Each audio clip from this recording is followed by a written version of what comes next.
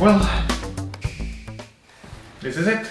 It's going to be here in this desktop, and it's going to substitute this laptop. I don't have any screen.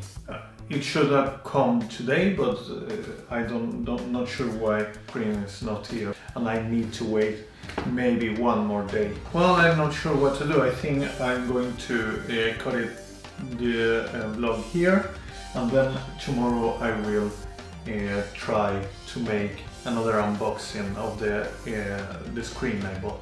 So now is today, and now is not tomorrow, but is 3 days after. I have been waiting for this screen. Nobody knew where my screen was. They sent me a new one, and this is the one I got. I'm going to get it, and then I'm going to open it for you.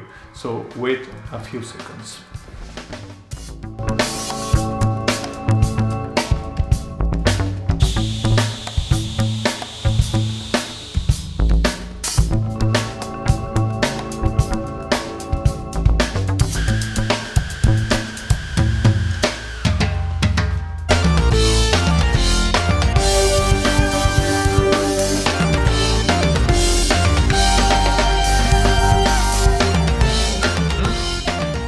Now, the studio display and the Mac Studio.